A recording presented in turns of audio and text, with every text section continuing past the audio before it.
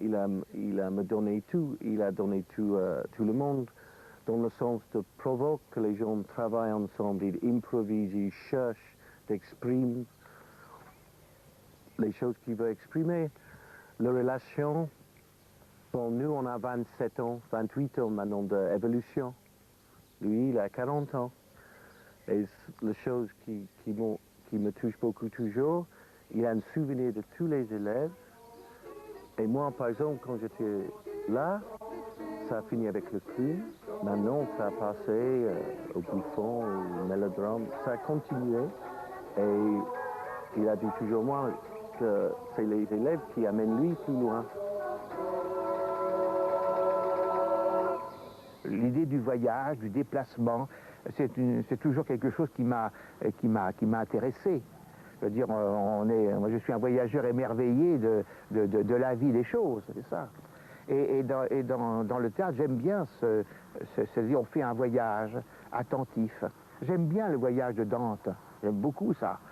On voit ici masque neutre, ah qu'est-ce que c'est? Bah, c'est les bouffons, ah bonjour. Et ici, qu'est-ce que c'est? C'est le masque expressif qui s'élève. Et là-bas, voyez-vous, on est entouré de choses, on va à cette découverte. C'est une connaissance aussi.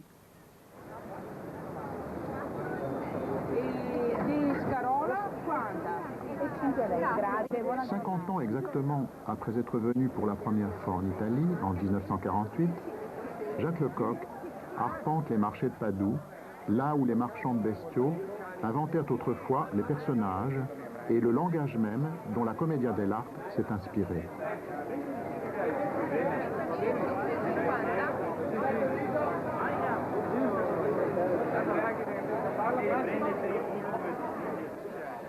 Langage de la Commedia dell'arte que Ruzan, sculpté ici par Amleto Sartori, a reproduit dans ses propres textes.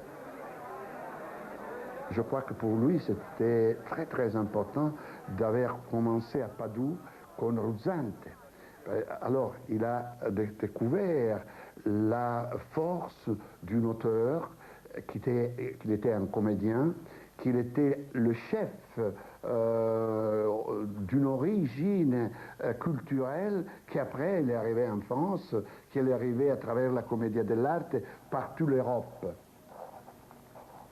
Jacques a une conscience plus profonde sur l'origine de la Commedia dell'arte qui n'a pas la grande quantité de chercheurs français. Parce qu'il a une conscience de connaissance directe, palpable, réelle, pas littéraire, sur ce que ça veut dire la Commedia dell'arte. Oh! Oh! Hey!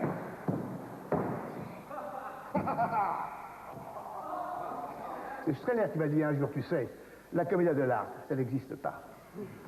Et il avait raison quelque part, parce que dans l'idée, on faisait une grande rêverie de la comédie italienne. Hein? On improvisait, c'était sympa, des acteurs, tout ça. Et pas tellement. C'est mieux Eduardo de Filippo en Italie, c'est mieux Gassman, hein? C'est mieux des gens comme ça. Mais le côté typique de la comédie italienne, c'est un côté un peu livresque. J'étais là! Tous heureux, tel que vous êtes là. J'en ai fait qu'une bouchée. Mais il faut se méfier des clichés et du chromo de cette comédie italienne. Il y a un esprit dans la Commedia dell'arte qui est formidable, c'est-à-dire c'est le dérisoire. Ça c'est bien. On a faim, on a peur de tout, hein, et c'est la survie qui est en jeu. La vie c'est un luxe. Hein, c'est la survie qui est importante. Donc c'est dans les urgences de l'être humain que la Commedia dell'arte est intéressante.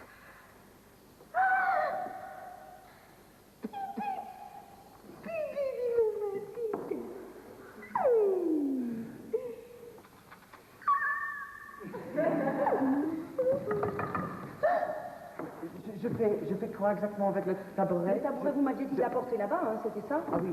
Parce que vous deviez recevoir quelqu'un cet après-midi. C'est ça, apportez un autre tabouret. Non, c'est très bien. Vous pouvez partir. Je vais prendre un autre tabouret. Qu'est-ce que vous faites là? Je vous descends le café. Dehors, le décret, c'est pas ici. Dehors, dehors. Difficile, hein? Aïe, aïe, aïe. Vous êtes en sous-jeu. La parole n'est pas sortie, hein? C'est trop la petite conversation habituelle, hein? Et elle devrait être beaucoup plus forte. Beaucoup plus forte. Alors, le bébé, il est très gentil, mais il ne faut pas exagérer. Parce qu'à un moment, c'est ça qui compte. C'est l'argent, non? C'est là. 2, 3, 4, 5.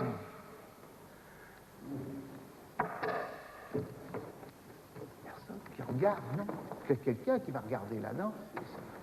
Attention, on frappe. Frappez pour voir. Fort. Et à un moment, il y a entrez. Hein? Dehors! Dehors, j'ai dit!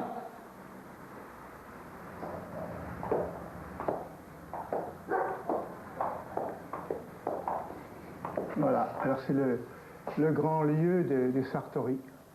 C'est un choc, hein? Oh, c'est étonnant.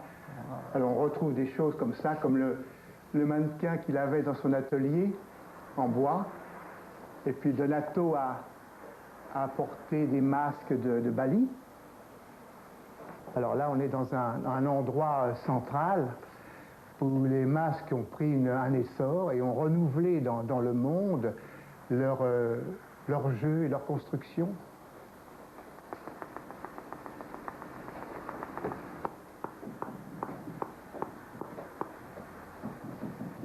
C'est Amleto Sartori qui a complètement retrouvé le sens et la confection des masques. Et à partir de là, évidemment, ça s'est diffusé dans le monde. Et maintenant, dans le lieu de base de la confection des masques de la Commedia dell'arte et d'autres masques, pas forcément que de la Commedia dell'arte. La chose, c'est que quand Hamlet faisait un masque, il le faisait pour une pièce donnée, et mais je dirais même pour un comédien donné, qui venait chez lui, il travaillait avec lui, et il arrivait à sortir un masque, voyez-vous, c'est ça. Donc un masque d'Arlequin, il n'y en a pas qu'un, il y en a plusieurs. Et puis le propre d'un masque, c'est qui doit jouer. Et ça, c'est le grand mystère. Il y a des masques très beaux qu'on met au mur qui jouent pas, et d'autres qui arrivent à sortir quelque chose du masque. C'est-à-dire que quand on voit un masque, il y a des masques qui rentrent à l'intérieur et on va les chercher là-bas. Ils sont parfaits pour la scène. Et des masques qui vous envoient l'acteur en avant, voyez-vous. Et tous les masques de Sartori, c'est la grande chose de ces masques-là, envoient l'acteur dans le public. Chi chiarò qualunque favelò delle femmine, che è meglio che bestia, scommissato da sotto in su, dai piedi. A chi vuole essere scatarun che non si intorza, o zuppa che non si sprigoli andando, come che le fa per le terre così descolse, con quelle sue belle gambe dritte. Quand j'ai décidé de faire du théâtre, j'étais pas du tout certaine que je pouvais. Et la façon dont il enseignait, la façon très concrète, voilà, concrète, avec laquelle il demandait au corps de traiter la poésie de la métaphore de l'acteur, la façon très terre à terre, je dirais. Ça m'a quelque chose ça m'a montré une certaine vérité, c'est-à-dire de ne pas imaginer que tout se passait dans la tête, que le théâtre n'était pas intellectuel, etc., mais que c'était du jeu de l'enfance, du jeu, de la mise en jeu, de la mise en chair, de l'incarnation, hein, voilà. Le théâtre, c'est de la chair, c'est du verbe fait chair, voilà. Et ça, Lecoq le transmet, voilà. Il le transmet. Ah ben c'est douloureux, hein. Quelle douleur. Oh non, elle dit, bah oui. On attend une chute, hein. Ah là, il va. Il y va à la chute? Il va y aller. Je sais pas s'il va à la chute. Oui, non.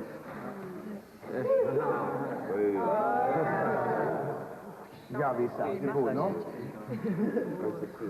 Voilà, moi, je me suis servi de mouvements comme ça pour les cœurs tragiques. Personne ne savait que c'était du papier qui était le moteur du mouvement. Mais on voit une immense tragédie.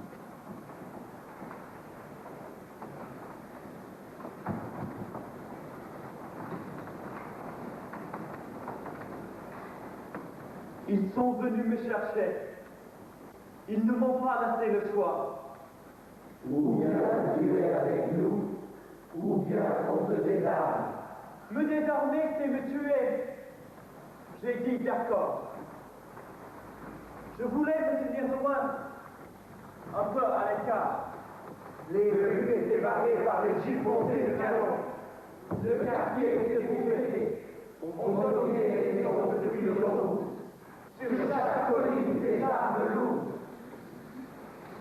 Ils étaient faits comme des rats. Les grands textes sont travaillés au moment de la tragédie.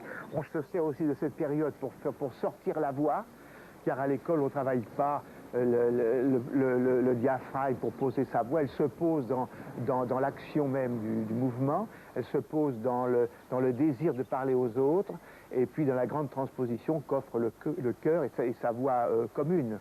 Donc la voix sort de ça.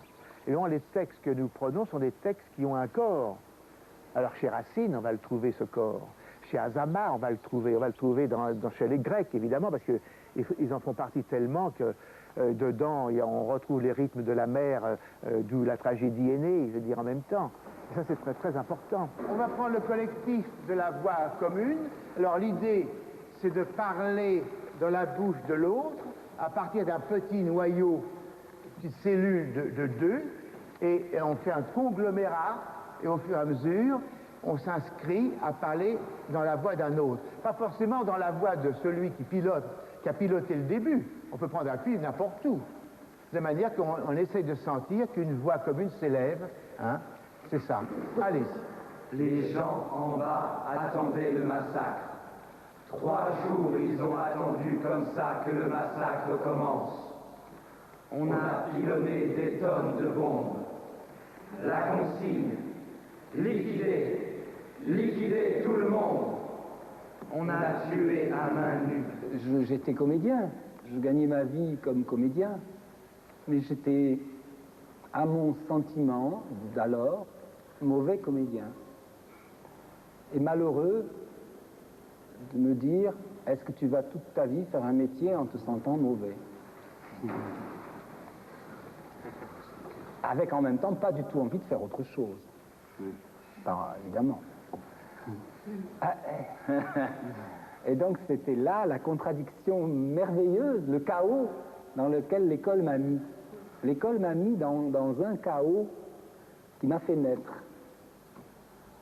Moi, c'est parce que j'ai constaté ma paralysie ici, là, sur ce même plancher, qui était neuf à l'époque.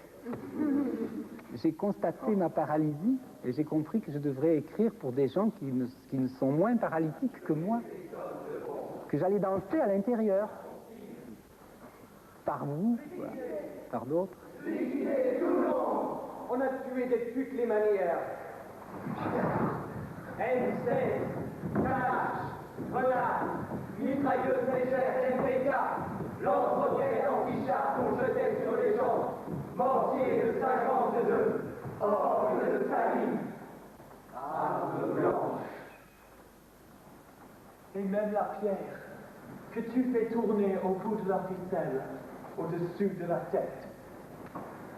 On a tué à main nue. Tu casse les colonnes vertébrales.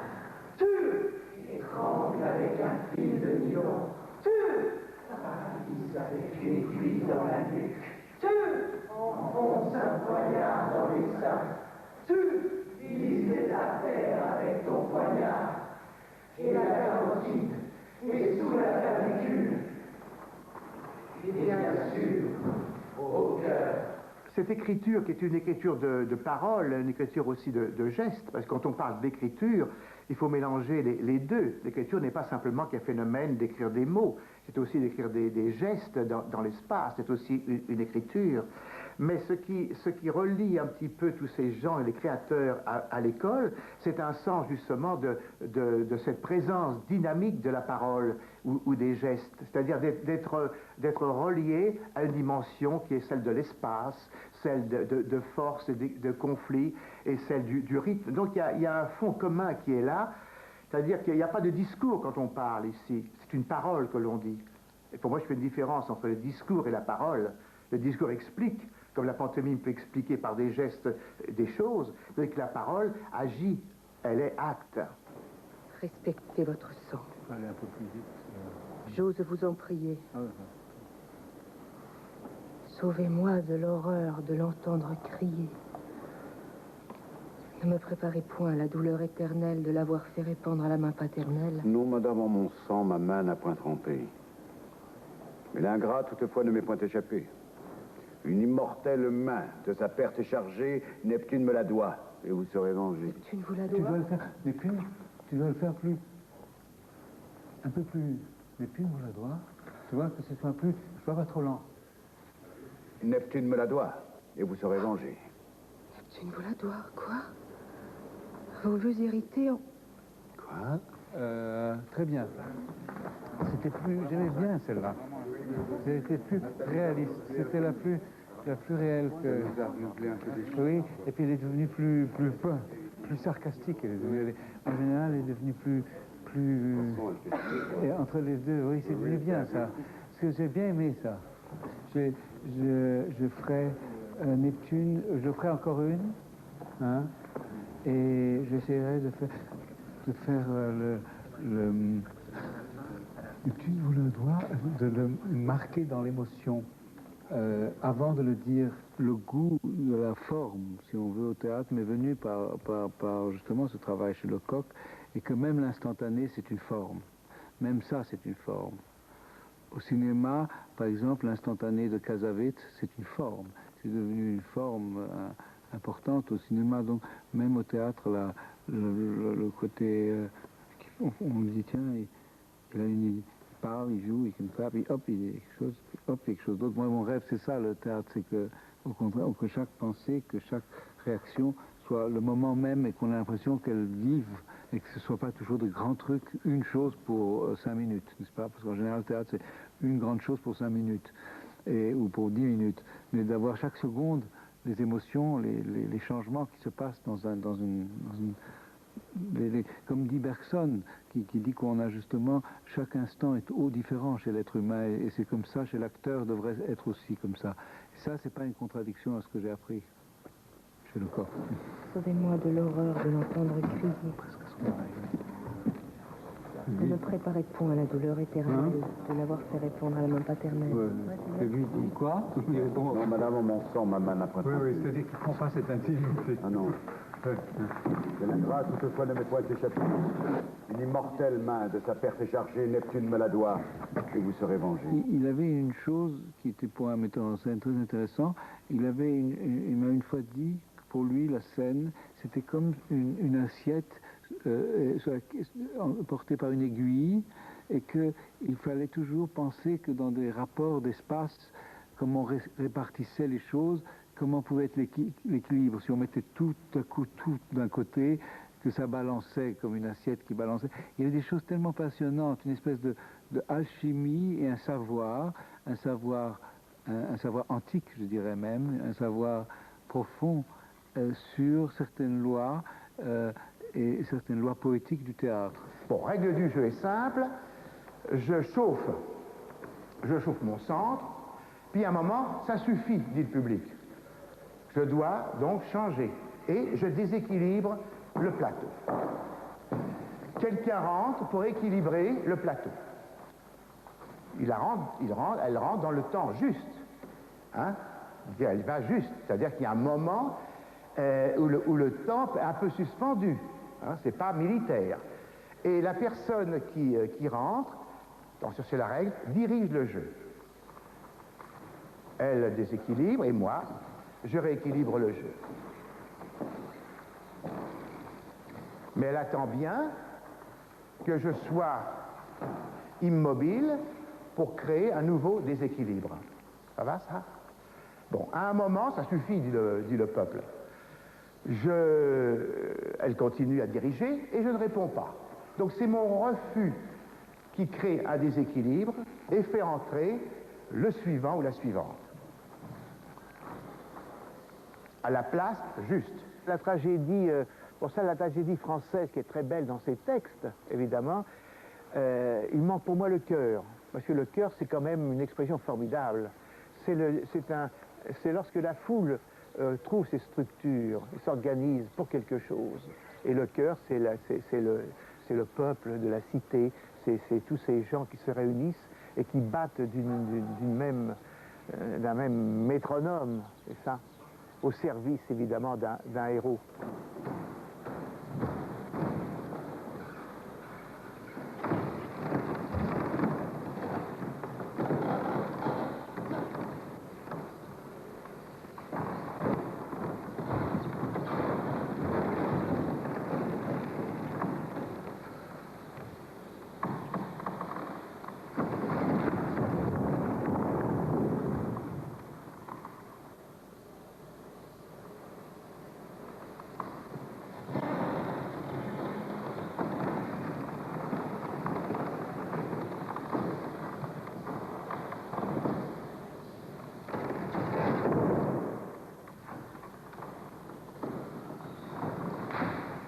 Le cœur, c'est un organisme vivant, c'est-à-dire que c'est pas simplement mettre les gens en rang dans une géométrie facile ou élémentaire, c'est de voir que ça bouge, c'est cellulaire, ça respire, ça se contracte, ça explose et ça vit. C'est-à-dire que l'intérieur est formé de gens différents, mais unis dans un même corps. Et on a appelé ça un petit peu, c'est un autre corps, mais c'est le grand corps. Le cœur, c'est le grand corps.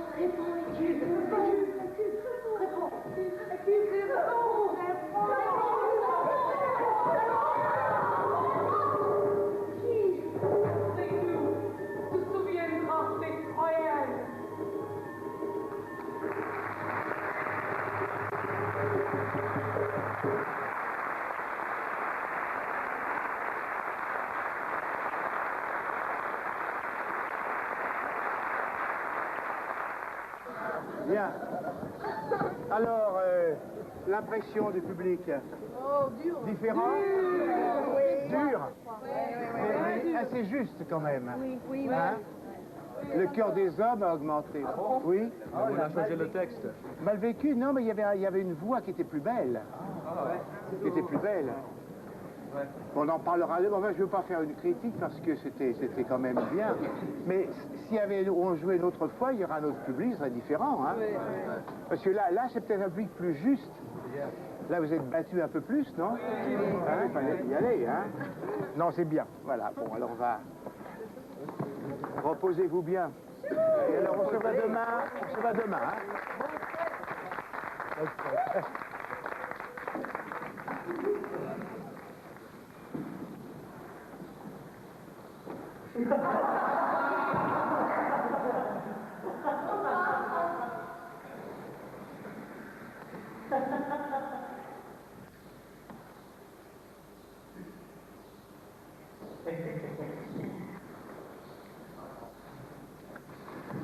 Bonjour. Vous attendez depuis longtemps? Vous attendez depuis longtemps? Oui. Oui? Oui. Ah bah écoutez, excuse, je vais avancer, parce qu'il y a un public aussi qui vous attend. Voilà, alors je sais que vous avez fait une tournée dans les pays nordiques, hein, important. Ah oui. Hein, c'est ça? Et que vous avez des talents cachés que vous allez nous montrer maintenant. Oui. Hein? c'est ça. Et dans quel genre vous avez un talent caché? Je chante. Vous chantez? Oui. Bon, on va attendre alors mademoiselle dans ses chansons préférées.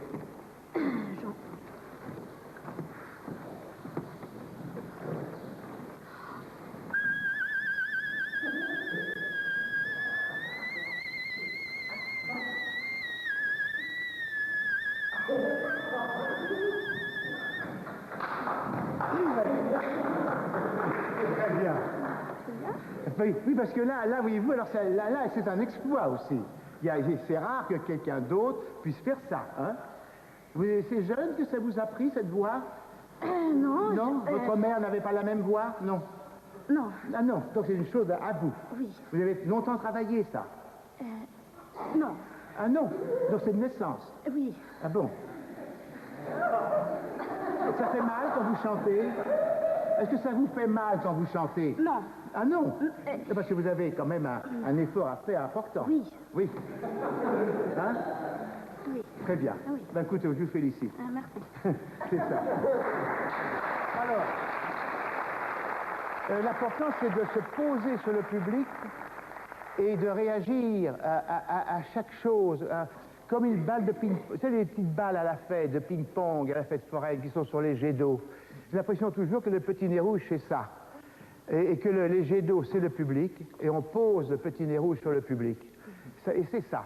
Donc on est à la disposition ouverte du public. C'est la grande chose de cet exercice-là, d'être disponible à l'événement du public.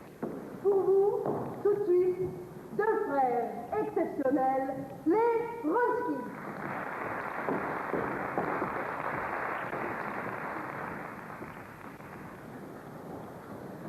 Et Mundo!